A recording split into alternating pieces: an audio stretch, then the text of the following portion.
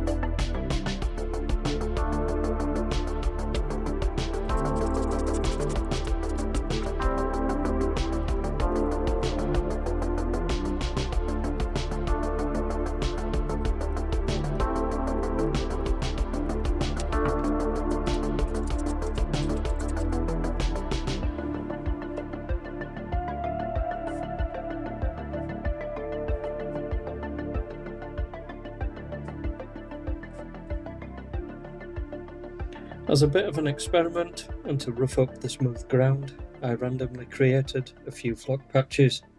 After this, I covered the whole area with my 2, 4 and 6mm green and patchy static grass.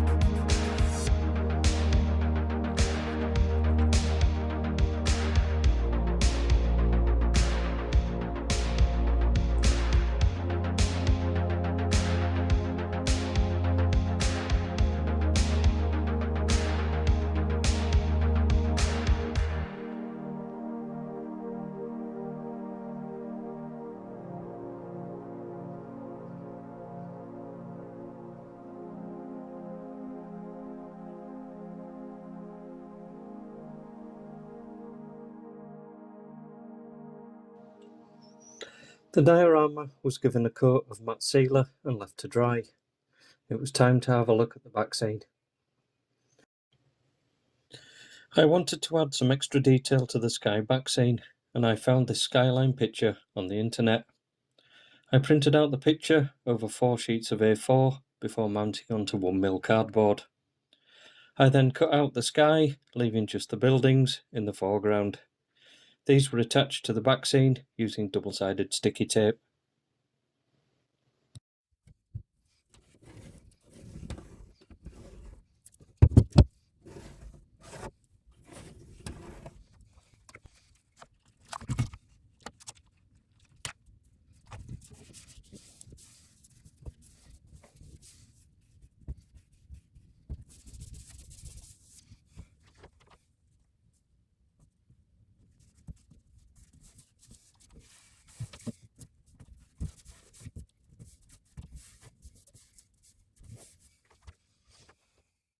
I recycled my Yorkshire Textiles building from the old layout. After removing the windows, the building was reclad with Scalescene's random ashlar brick paper, also adding copings, sills and lintels. The factory was weathered before sealing with a coat of matte varnish. I refitted the windows and attached a drain pipe made from gardening wire, and whilst at my bench I made up a small retaining wall for the front of the diorama. With the ground cover now dry, I finished the scene with a wire mesh fence made from window fly mesh and skewers.